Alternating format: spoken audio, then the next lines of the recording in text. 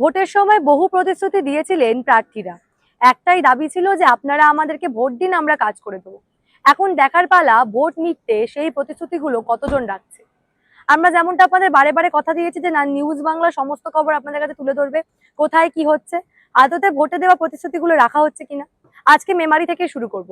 মেমারির প্রার্থী মানব গুহ ভোটের আগে একাধিক প্রতিশ্রুতি দিয়েছিলেন, তবে এখন প্রশ্ন হলো প্রতিশ্রুতিগুলো কি রাখছেন। মেমারির সবচেয়ে বড় সমস্যা রেল গেটের সমস্যা। যেখানে মেমারিতে মূলত অনেকগুলো রেল গেট আছে, তবে মূল যে রেল গেট দুটো রয়েছে সেখানে একটাই সমস্যা, যাত্রীদেরকে বারংবার ঘন্টার পর ঘন্টা দাঁড়িয়ে থাকতে হয় জ্যামে। কিন্তু তার কোনো এখনো পর্যন্ত সমস্যার সমাধান হয়নি। একেবারে এর আগে যারা বিধায়ক হয়েছেন প্রতিশ্রুতি দিয়েছেন, কিন্তু কেউই কাজ করেনি। এবারে নির্বাচনের আগে মানব গুহ এই প্রতিশ্রুতি দিয়েছিলেন যে রেল গেটের কাজ তিনি করিয়ে দেবেন রেলের সঙ্গে কথা বলে। এবং তারপরে এবারে মেমারির নির্বাচনে আমরা দেখেছিলাম মানুষ সেখানকার ঘরের ছেলে মানব গুহকে ঢেলে ভোট দিয়েছে। এখন প্রশ্ন হলে সেই প্রতিশ্রুতি কি রাখা হচ্ছে। আজকে থেকেই কিন্তু সেখানে যাচ্ছেন রেল কর্তৃপক্ষরা এবং গোটা এলাকা পরিদর্শন করে দেখবেন কোথায় কি প্রয়োজনীয়তা রয়েছে, কি কি কাজ করার প্রয়োজনীয়তা রয়েছে, সমস্ত কিছু খতিয়ে দেখবেন। অর্থাৎ যে প্রতিশ্রুতি ভোটের আগে মানব গুহ দিয়েছিলেন সেই প্রতিশ্রুতি এবার রাখার পালা এবং সেই কাজটাই তিনি করছেন। ইতিমধ্যে কিন্তু কাজ শুরু হয়ে গেছে। এই বিষয় নিয়ে মেমারির বিজেপি বিধায়ক মানব গুহ কি বলছেন তার বক্তব্য শুনুন। মেমারিবাসীকে নমস্কার। যেমন ভোটের আগে বিজেপি প্রার্থী মানব গুহ প্রতিশ্রুতি দিয়েছিল যে মেমারির যানজট দূর করার জন্য যতটা সম্ভব বিভিন্ন পরিকল্পনা বাস্তবায়িত করার চেষ্টা করব, সেই প্রতিশ্রুতি এবার রাখার পালা। এবং আমাদের রাজ্য সরকারের সমস্ত সিদ্ধান্তের কথা আপনারা দেখেছেন। মুখ্যমন্ত্রী শুভেন্দু অধিকারীর নেতৃত্বে যে রাজ্য সরকার গঠিত হয়েছে এখন 1 মাস হয়নি, কিন্তু তার কতগুলো সিদ্ধান্ত ইতিমধ্যে আপনারা জেনে গেছেন। তেমনি মেমারির ক্ষেত্রেও সেই রকমের সিদ্ধান্ত নেওয়া কিন্তু চলছে। মেমারির বহু দিনের সমস্যা, অ্যাকচুয়ালি বহু দশকের সমস্যা হচ্ছে যানজট। দুটো রেলগেট মেমারি বিধানসভার মধ্যে প্রধানত, আরো অনেকগুলো আছে। 1 নম্বর হচ্ছে মেমারিতে জিটির উপর রেলগেট, এবং 2 নম্বর হচ্ছে যে রসুলপুরের যে রেলগেট। এই দুটো জায়গায় মেমারি বিধানসভার বাসিন্দাদের, মেমারির বাসিন্দাদের, রসুলপুরের বাসিন্দাদের দীর্ঘক্ষণ মিনিটের পর মিনিট, ঘন্টার পর ঘন্টা আটকে থাকতে হয়। গত কয়েক দশক ধরে প্রত্যেক প্রার্থী প্রতিশ্রুতি দিয়েছে, কাজের কাজ কিচ্ছু হয়নি। এই প্রথমবার মেমারি বিধানসভাতে মেমারির বাসিন্দারা বিজেপি প্রার্থী মানব গুহকে ভোট দিয়ে ভালোবেসে জয়ী করে এখানকার বিধায়ক করার পর এই প্রথমবার কিন্তু কাজ শুরু হচ্ছে, এবং সেটা আজকেই হচ্ছে। আজকে রেলের তরফ থেকে একটা সার্ভে হবে মেমারি রেলগেট এবং রসুলপুরের রেলগেট নিয়ে। ইতিমধ্যেই এই চিঠি আমাদের বিডিও অফিসে এসে গেছে, এমএলএ এর কাছেও এসে গেছে। আজকে বিকেল 3টে এই সার্ভে হবে, এবং সেখানে শুধুমাত্র রেলের লোক নয়, বাকি সবাইকে রাখা হয়েছে।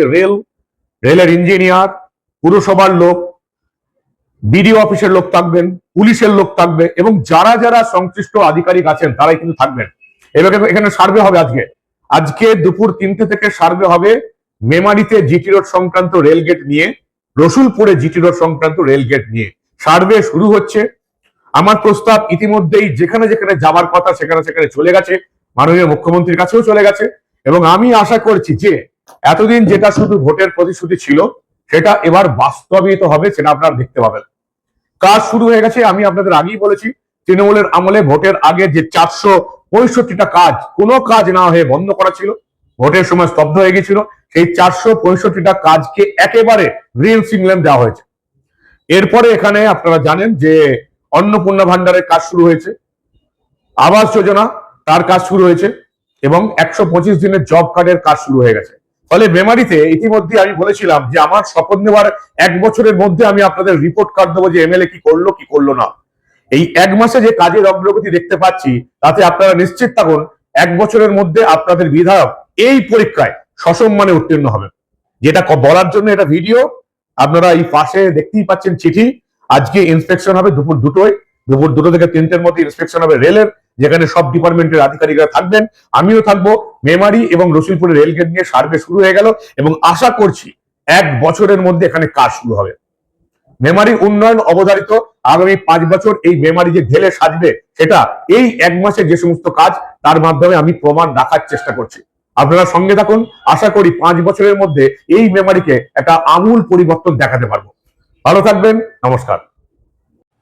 কেবলমাত্রই রেলগেট নয়, এর পাশাপাশি মেমারিবাসীকে দেওয়া আরো অন্যান্য প্রতিশ্রুতিগুলো সমস্ত কিছু তিনি রাখবেন বলেই বলেছেন।